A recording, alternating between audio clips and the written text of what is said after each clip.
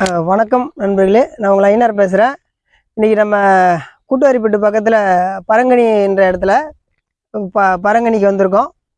இங்கே நம்ம அரசையோட தோட்டத்துக்கு வந்திருக்கோம். ஏன்னா நம்ம இங்கே ஏற்கனவே நம்ம அவங்க தோட்டத்தில் வந்து ஒரு 1.5 ஏக்கர் நிலம் வாங்கியிருக்காங்க. அதில் என்ன பண்ணாங்கன்னா, ஏற்கனவே வந்து நம்ம அதில் பாதி வந்து நம்ம மேலே இருக்கிற மண்ணெல்லாம் எடுத்துட்டாங்க. கிட்டத்தட்ட ஒரு பாருங்கள், இங்கேருந்து ஒரு 3 அடியிலேருந்து 3.5 அடி அளவுக்கு உயரம் வந்து ஒரு பாதி இடத்த மட்டும் போர்ஷன் பாருங்க, மண் எடுத்துட்டாங்க, எடுத்து வித்துட்டாங்க. பாதி வந்து இந்த ஹைட்ல ஒரு 3 அடி உயரம் இருக்கு, பாதி அடி வந்து பாதி கீழே இருக்கு. இப்போ இது போல இந்த பள்ளமா அங்கே குட்டை மாதிரி ஒரு அமைப்பா மாறிடுச்சு. இப்போ என்ன பண்றாங்க, ஐயா அதுதான் பார்க்கணும்னு சொல்லி நம்ம கூப்பிட்டு இருந்தாரு. நம்ம வந்து பார்த்துக்கிட்டு இருக்கோம். இதெல்லாம் நிறைவில்லை, ஒரே அடியா நிறைவில்லாமா, இது என்ன பண்ணலாம் அப்படின்னு ஆலோசனைக்காக நம்ம கூப்பிட்டு இருந்தாரு. அதுக்காக நம்ம வந்து பார்க்க வந்தோம்.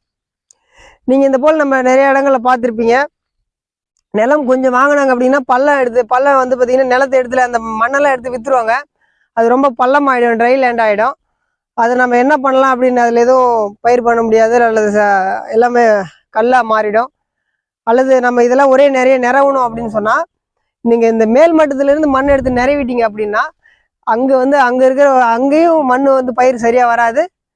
இந்த கீழ் மட்டத்துக்கு வந்து மண்ணை வந்து ரெடி பண்ணிட்டீங்க அப்படின்னா இதிலிருந்து திரும்பி அந்த மண் ரெடி ஆகிறதுக்கு பல வருடங்கள் ஆகும், பழையபடி மாறுறதுக்கு. ஏன்னா மேல் மட்டத்தில் இருக்கிற ஒரு அரை அடியிலிருந்து 1 அடிக்குள்ளே இருக்கிற அந்த மண் இருக்குல்லையே, மேல்மட்ட மண்ணில் தான் வந்து பயிர்கள் நல்லா விளையிறதுக்கான தன்மையில் இருக்கும். அது கீழே இருக்கிற மண்ணில் வந்து சரியாக வந்து பயிர்கள் வராது.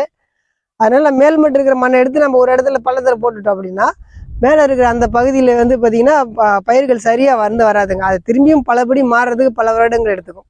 அதனால் அந்த மாதிரி நம்ம செய்கிறது சரியான வழிமுறை இல்லை. நீங்கள் இது போல் பள்ளம் இருந்து அப்படின்னா நம்ம என்ன பண்ணணும் அப்படின்னா, பள்ளத்துக்கு ஏற்ற மாதிரி பள்ளத்தில் பயிரும், மேட்லேயும் அப்படியே நம்ம திருத்தி அதை பயிர் பண்ணி வச்சுக்கலாம். பள்ளத்தில் வந்து தண்ணி நிற்காமல் பார்த்துக்கணும். இதில் ஒரு விஷயம் ட்ராபேக் என்ன அப்படின்னா, மழை காலங்களில் வந்து பள்ளத்தில் தண்ணி நிற்கும். அப்போ நம்ம தண்ணி நிற்காத அளவுக்கு பார்த்துக்கணும். ஏன்னா எந்த ஒரு பயிராக இருந்தாலும் நீங்கள் தண்ணி தேங்கி நின்று ஆரம்பிச்சுன்னா நெல் பயிரை தவிர மற்ற எல்லா பயிரும் என்ன பண்ணுது, அழுகி போயிடும், செத்து போயிடும். அப்போ நம்ம என்ன பண்ணணும், பள்ளமாக இருக்கிற இடத்துல வடிகால் வசதி இருக்கிற மாதிரியான அமைப்பு நம்மளால் உருவாக்க முடியும் அப்படின்னா, அங்கே இருக்குது அப்படின்னா நம்ம வந்து பள்ளத்தில் இருக்கிற மாதிரியே பள்ளத்தில் பயிர் வச்சுக்கலாம், மேட்டில் இருக்கிற மாதிரியே மேட்டில் பயிர் வச்சுக்கலாம். ரெண்டையும் நிறைவி ஒரே சமமாக மாற்றணுன்ற அவசியம் இல்லை அப்படிங்கிறத நம்மள தெரிஞ்சுக்கணும். நேச்சரில் இருக்கிறத அப்படியே பயன்படுத்தணுன்றது நல்ல ஒரு விஷயம். அப்போ தான் நம்ம அந்த மண்ணு வளத்தை நம்ம வந்து பாதுகாக்க முடியும். நம்ம இங்கே வந்து பார்த்ததில் நமக்கு இந்த தோட்டத்தில் வந்து என்னென்னா, நம்மளுக்கு வடிகால் வசதி நல்லாவே இருக்குது. ஏன்னா நம்ம இங்கேருந்து 2 குளம் இருக்குது. நம்ம இந்த பகுதியில் ஒரு குளம் இருக்குது, அதுபோல் இந்த பகுதியில் ஒரு குளம் இருக்குது. இங்கே எவ்வளோ தண்ணி தேங்கினாலும் நம்ம அந்த குளத்துக்கு போகிற மாதிரி அமைப்பை ஏற்படுத்தி விட்டுடலாம். இப்போ மழை காலங்களில் தண்ணீர் தேங்கி நிற்காத அளவுக்கு நம்ம வடிகால் வசதியை நம்ம செஞ்சு வச்சுட்டா தாராளமாக இந்த பள்ளத்தில் பயிர் பண்ணலாம். சரிங்களா? அதனால் பள்ளத்தை நிறைவி ஒரே சமமாக மாற்றணுன்ற அவசியம் இல்லை. அது அப்படி மாற்றுறதுனால மண் வளமும் மாறிடும், நம்மளுக்கு தேவையில்லாமல் எவ்வளோ செலவாகும், நம்மளுடைய பணமும் மிச்சம் பண்ணலாம்.